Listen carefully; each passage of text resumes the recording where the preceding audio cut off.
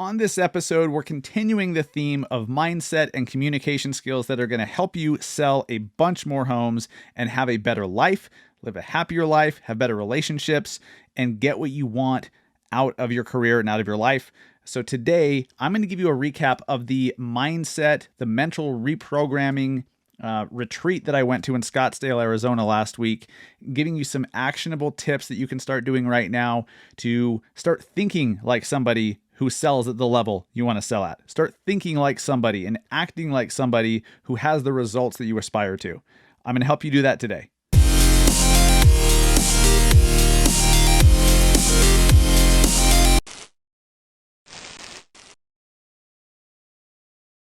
What is up, everybody? Welcome to episode 182. 182? Yeah, episode 182 of the Massive Agent Podcast. Welcome. If you are new to the show, my name is Dustin Brohm, your host. I'm a realtor in Salt Lake City, Utah. I am the co-founder of the Industry Syndicate Podcast Network. This podcast is a proud founding member of the Industry Syndicate, and I'm also the founder and head coach, if you will, of the Massive Agent Society. We're relaunching the society here in I want to say a couple weeks. It may take a little bit longer because we want to do it right. Totally relaunching it. And I'm so excited. It's going to be so much more than it currently is. We're going to have, paid strategies. We're going to teach you how to use social media the right way. We're going to tell you what to post every single day on social media to get results. And then we're going to teach you some mindset stuff. We're going to help you think bigger and think better and attain the goals that you're seeking, not just set them and come close. Right? We want to help you actually not just goal set effectively, but goal get. We're going to be talking about that a little bit more today as well. So welcome to the Massive Agent Podcast. So glad you guys are here. Last week, my wife and I went down to Scottsdale, Arizona for 4 days and went to what's called UPGRD X. It's a mindset or a mental reprogramming. I almost called it a boot camp. It's not a boot camp. It's an experience. It's a retreat. It's an intensive, whatever you want to call it. But it was super enlightening, super empowering. I feel like, people say I feel like a whole new person. I don't feel like a whole new person. I feel like an upgraded version of myself in many different ways. I've seen shifts happening in my thinking that are really slight and sometimes unnoticeable unless you're reflecting backwards. Like some things that maybe I would have procrastinated doing, I'm now just doing. Some things that I maybe I was thinking, oh, I don't know if I should do that, or does that person really want to talk to me, or should I even reach out to them? And I kind of talked myself out of certain things because of limiting beliefs, and now I'm just kind of doing them. It's kind of crazy. So I'm going to go over some of what I learned down there to help you guys as realtors and loan officers to do more business, okay, and to just lead a better life, have better relationship with your spouse, with your kids, and some of these concepts will really help with that. So I'm going to dive into it real quick here. The first thing, let me pull up my notes.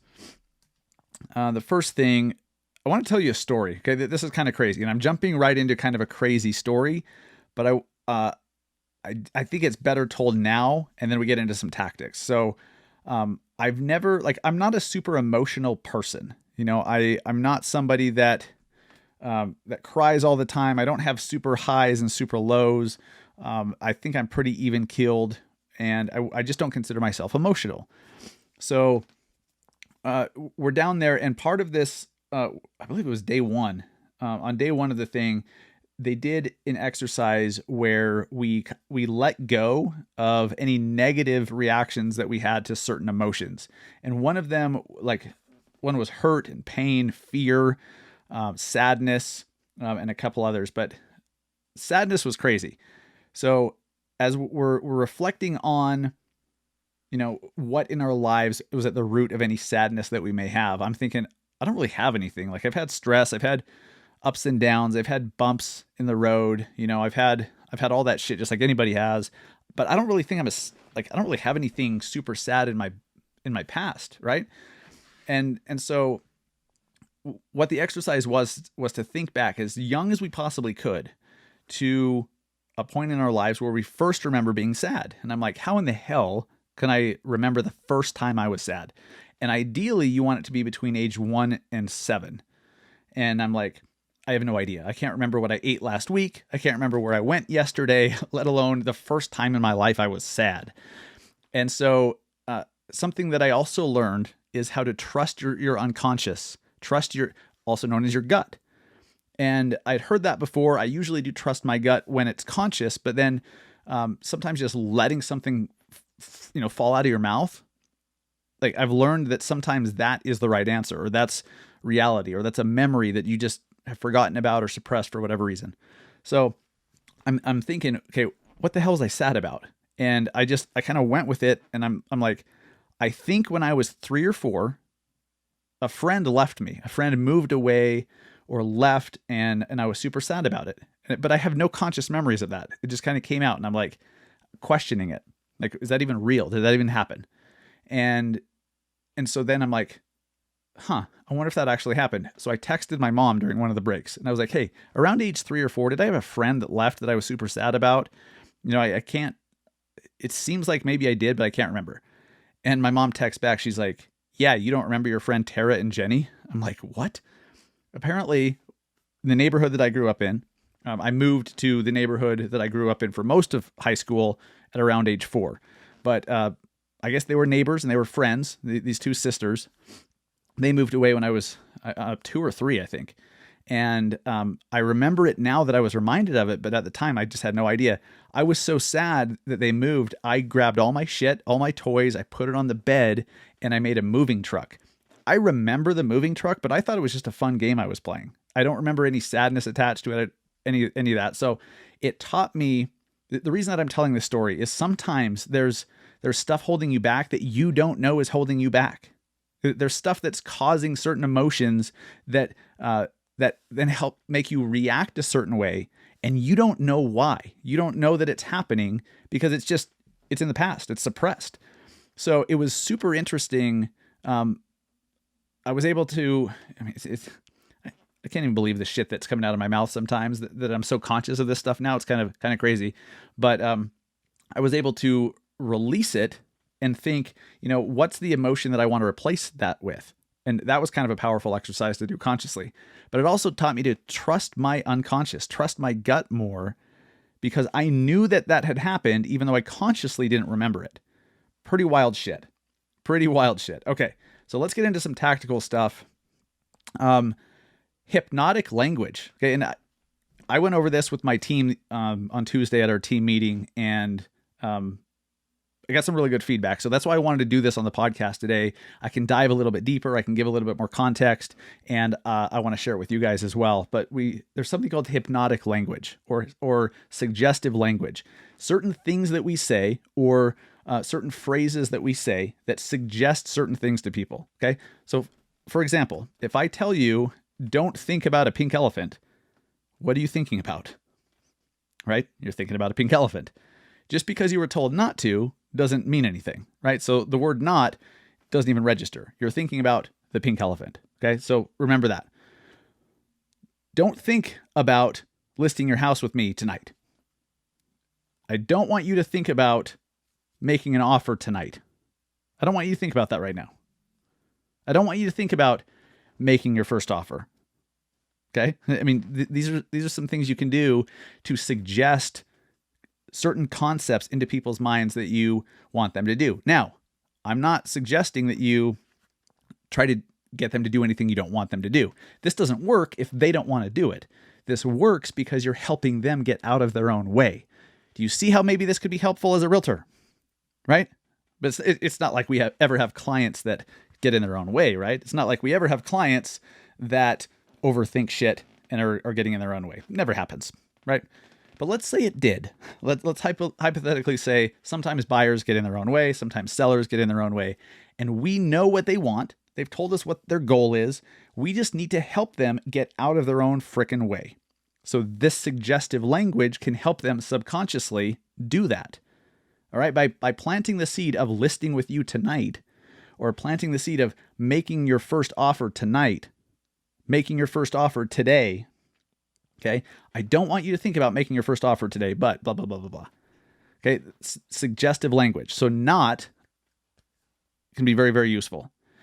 Another phrase, you may find. You may find that once you make your first offer, it's actually not nearly as big of a deal as you once thought. It's not nearly as stressful, and you're going to find it much easier. You may find it much easier to make offers on every house moving forward if we don't get this one, right? You may find fill in the blank, insert whatever it is you're trying to, whichever direction you're trying to move them towards, okay?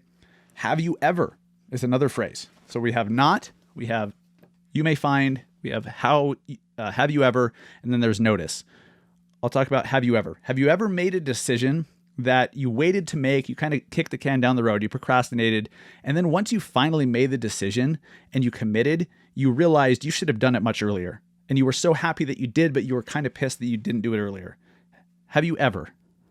Have you ever, I don't even have another example written down, so that's the example that you get for have you ever. And then there's notice. Notice that feeling. When you walk into this house, you walk in and you're into the kitchen, you turn on the lights, you see your pot filler, you see your new whatever, like I'm totally, totally butchering that one. But you kind of help somebody to notice certain things that you want them to envision, right? So use the word notice. Notice that feeling when. Notice how you feel. Notice how you feel when you go into your new bathroom and it has that nice tub, that nice shower. You turn it on for the first time and you turn on the steam and you can have a nice relaxing steam shower, right? Notice how you feel. You're helping them to envision themselves there and move them in the direction that you want them to go. Okay. So you may find, not, have you ever, and notice. Those are 3 phrases that you can use with suggestive language that can really help. They're not magical words, but when somebody already wants to go in a certain direction, it helps them get there. Practice those. Take notes on those. Figure out how to use them in natural conversation. And I promise you, you may find that you're going to have people taking action quicker. You may find that people are getting out of their way and you're converting more listing presentations and all of that. All right. That's the way this stuff works. And notice that I actually use some of this suggestive language already in this podcast as I'm trying to get you to learn about this stuff, right? Notice that. Okay. Next, let's talk about goal setting and goal getting. All right. Goal setting and goal getting.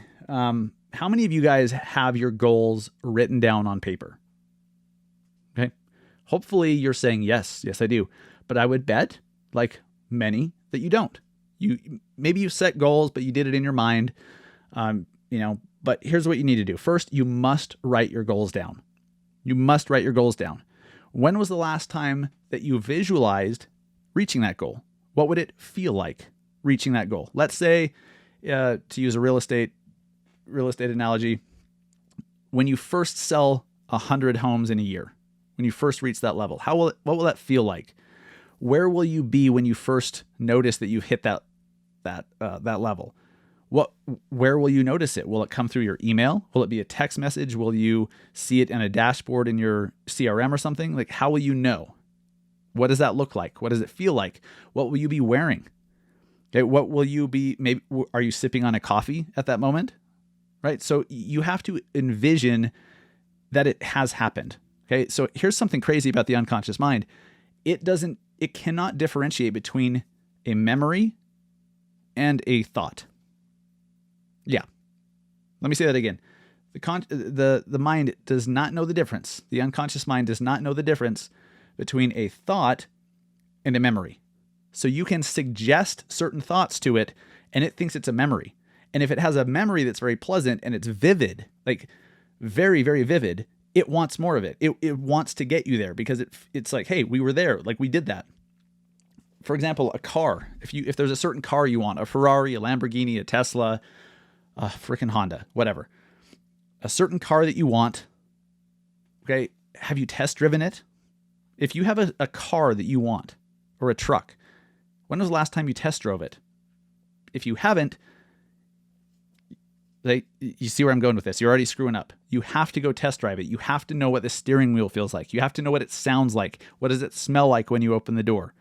What do the seats feel like? When you turn the thing on, are you pushing a button? Are you turning a key? You have to know everything about it. so that it feels like a memory. You can trick your mind into thinking as a memory, and then your subconscious will help you move towards that. All right, very, very key. This is why vision boards are such a good idea. I have a vision board around my eXp Realty wealth chart thing. If you guys are part of my team, you know all about the wealth chart. I have vision board around it. Vision boards are great. Here's the thing that I've learned about vision boards. Don't have text on them. Okay, your mind, it takes so much longer for your mind to process text. So if you're like, I want 100 homes sold or whatever, try to figure out how to take a screenshot of a dashboard that shows 100 homes sold and photocopy 100 onto it so that it's an image, right? If it's a car, a boat, a house, going to Disneyland with your family, whatever it is, photos work great for vision boards. Put it on the home screen of your phone. Okay, put it, if you can have it on your nightstand when you first wake up, when you first open your eyes, that's when you're the most suggestive, and right before you go to bed. If you can look at your vision board right when you get up and right before you go to sleep, that's going to make a much deeper impact unconsciously. Hey, vision boards are great. Go get some magazines, cut out a bunch of shit that you want, take photos if it's a certain house that you want. For example, my wife and I and our kids, we go drive this certain neighborhood that we're going to live in. We drive it at least once a week. We'll drive by. As we do, we'll even park. We'll envision ourselves waking up in the morning, going downstairs, making coffee, going into the garage, getting in our Tesla, driving our kids to school, right? And we try to envision being in that house, pulling out of the driveway and turning left, and then we see that tree, and then there's this 4-way stop sign, and then all the stuff, right? So we drive it every week. I've also flown a drone over some of these homes. Okay, I've flown a drone over so that I could see behind. I could get a better idea of what it looked and felt like. Okay, creepy, yes. Don't give a shit. Don't give a shit because I'm doing what it takes. So you need to be able to visualize this stuff in as specific and detailed as you possibly can. If you want a certain car, know the color, know the engine, know the battery size, know the model, all the stuff, right? The stitching, everything. Okay, and if it's a certain neighborhood you want to live in or home, make sure you drive it. Make sure you go walk. Make sure you spend as much time there as possible so you can feel like you belong there. So you can feel like that's your neighborhood. If you do that, your unconscious will go to work for you. It's really powerful shit. Really, really powerful stuff. Last thing that I want to talk about before we wrap this show up today. Here's kind of the formula that you guys need to know. Okay, when you take what you want and you focus on it, you multiply it with your emotions. Visualizing really helps with that. Support it with your environment. I'll talk about environment in a sec. Then project with your language. If it's something you must have, your mind will manifest it, right? Sounds kooky, doesn't it? Well, let's break it down. Not so kooky. First off, you have to know what you want. You have to define it. Okay, you have to put it down on paper, as specific as possible. Focus on it. You have to keep revisiting that. You have to envision yourself there. You have to do some visualization. You have to keep seeing it. You have to focus on it. Multiply it with your emotions. Okay, what does it feel like? What does it smell like? How would you feel if you got an email that says, congrats, you just sold your 100th home this year, or whatever it is. You just reached this income level. You just, your offer was accepted on that house. How would you feel? Try to really zero in and hone in on that. Then support it with your environment. Guys, something that I learned, I need to clean my office. I need to get a new office. My office is not conducive or not supportive of the level that I want to be at. This is not the office, my downstairs basement bedroom that happens to be my office. This is not the office of somebody that earns the income that I want and has achieved the things that I want. It's just not. It's messy. My desk I have papers all over the place. I have to change my environment. It also means, are you spending time with the right people? You've heard that you become the 5 people that you spend the most time with. You are a byproduct of the 5 people you spend the most time with. If you're around 5 broke people all the time, you're the 6th. Okay? If you're around 5 wealthy people all the time, you're the 6th. See what I mean? So you have to change your environment. I changed my gym recently. I'm just going to a different gym. I used to go to one that's 5 minutes away. Now I'm going to one that's 15 minutes away in a much nicer part of town. Mitt Romney's kids work out there, business leaders, entrepreneurs, higher income bracket. You guys know what I'm saying. It's a nicer gym, nicer part of town. You guys know what I mean. Just being there has helped me level up dramatically because I feel like I'm around badasses, and not just business wise, not just income wise, but like CrossFitters and, like people that really work hard. I found a bunch of badasses at the gym, and just by being in the different environment, I'm going to reach my goals faster. I lift more. I think I do better. I perform better because I'm just inspired by my environment. So make sure that you guys are putting yourself in the right environment. Go to trainings. If your brokerage or your team or whoever is doing trainings or events or masterminds, get to those. Guys, I've never lost money investing in myself. Ever. I've never lost money. I've never made a bad investment investing in myself. When you go to a training, when you go to an event, when you go to a mastermind, when you take a course or go to a retreat or something, that's an investment in yourself. It's an investment in yourself. If you guys are still thinking, I can't afford it, you are exactly the person that needs that shit. You cannot afford to not put yourself in environments that cultivate growth and inspire growth. You cannot afford not to. If you're serious about reaching your goals. If you're not, if you're just like, if I get there, cool. If not, cool. Awesome. Then keep trying to avoid paying $500 for a flight and, $600 for a hotel room. You don't want to spend that much money.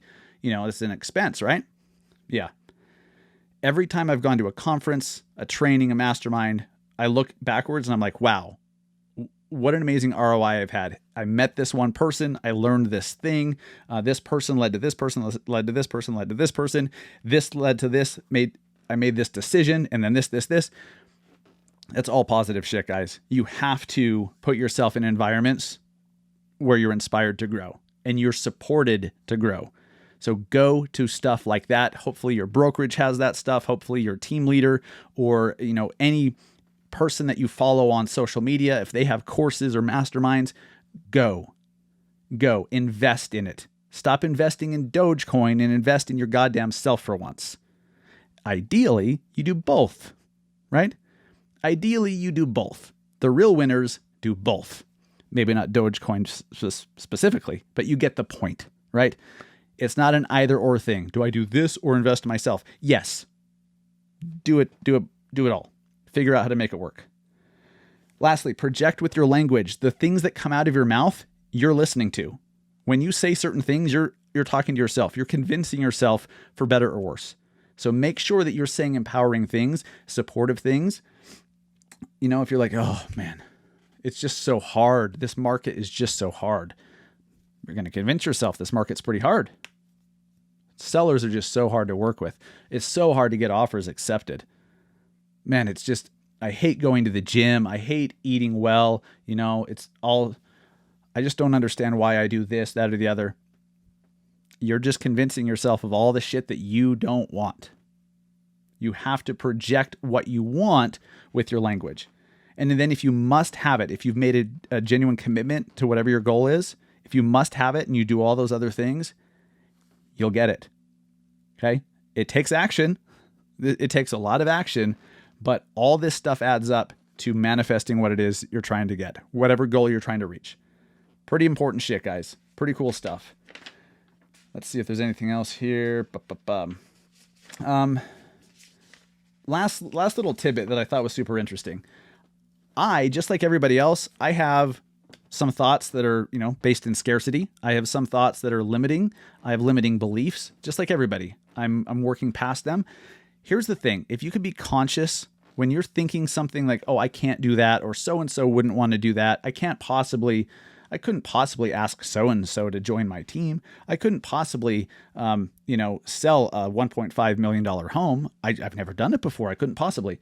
Well, when you have those negative doubts, the negative self-talk, okay, a negative emotion of some kind, a negative reaction to something, if you can notice it, if you can be conscious that it's happening and then correct yourself with, what's the purpose of that feeling? What's the purpose of that emotion?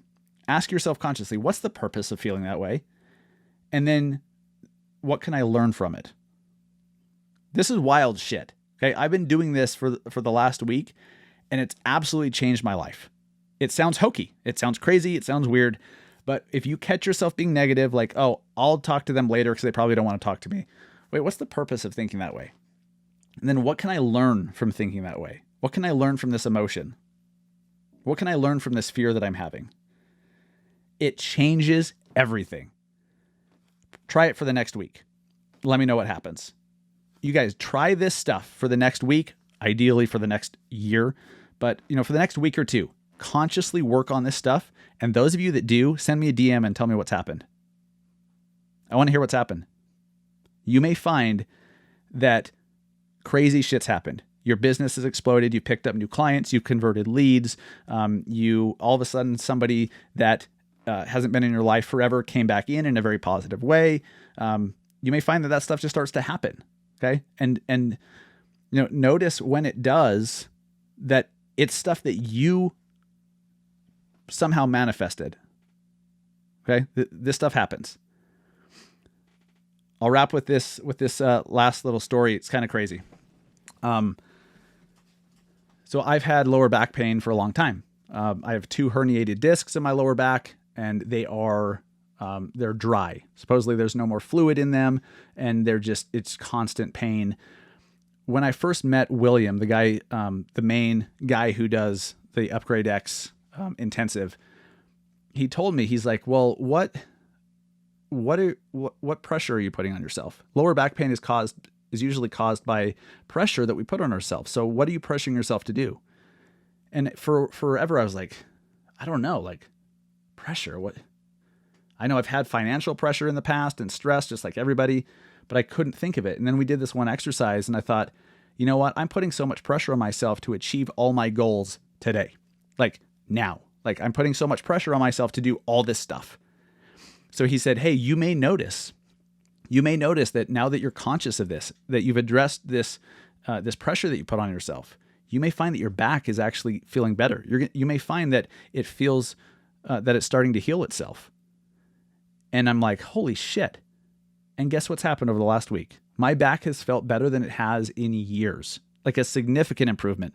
Not healed, not all the way better, but a significant noticeable improvement that's blowing my mind. Unbelievable stuff, guys. So,